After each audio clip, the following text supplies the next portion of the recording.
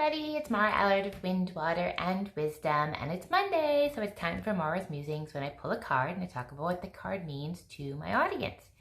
The card this week is from Wisdom of the Oracle by Colette Baron-Reid, and it's Chaos and Conflict. Now, I don't feel that this is the card for the week. I feel that Spirit wanted me to pull this card to talk about something.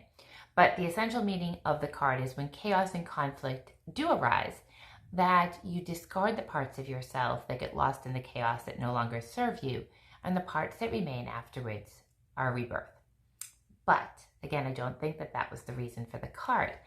So I think the reason for the card is something I learned over the weekend that I wanted to talk about, and then the card supported it. I was at a retreat in Boone, North Carolina this past week, the Art of Living Center, and it was on a book I'm reading. But one of the things in the exercises we did is fact versus story, which can be used during chaos and conflict. So basically, it is what is a fact and what is the story we tell ourselves around that fact to keep us safe, to keep us interested, to keep us in a drama, to keep us in the future. Okay, for example, I am divorced. That is a fact. The story that I have made up around this at points in my life is my kids are all going to be messed up because I'm divorced. That's not a true statement, but that is not a fact either. But it's the story that when I was going through my divorce and over the years that I may have told myself, because I'm divorced, which is a fact, my children are going to be messed up. Story.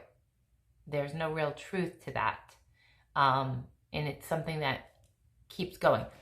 Great one is during the pandemic. We are in a pandemic. Fact. People are getting sick. Fact. Now think of all the stories that swirled around the pandemic and what we all told ourselves in our head. End of the world.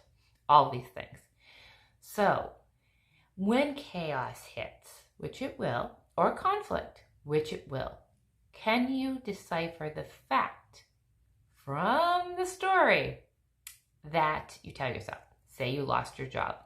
I've lost my job. Fact. Story. I'm going to be homeless. I'll never have another meal again.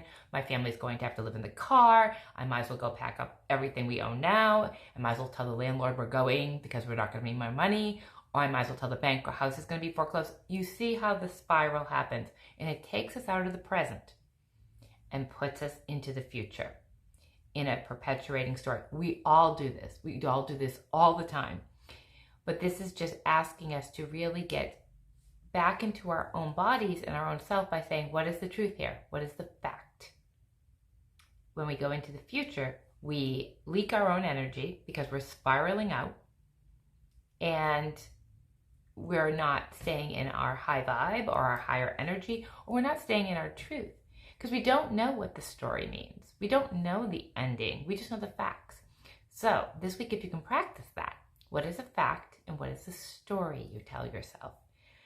If you do tell yourself a story, and where is that story taking you? Is it taking you in the past or the future? It's probably not, definitely in the present. The present is the fact. The story could be the past or the future, and you want to try to stay in the present. So if you're trying to practice mindfulness, what is the fact? And stay in the fact. Have a great week.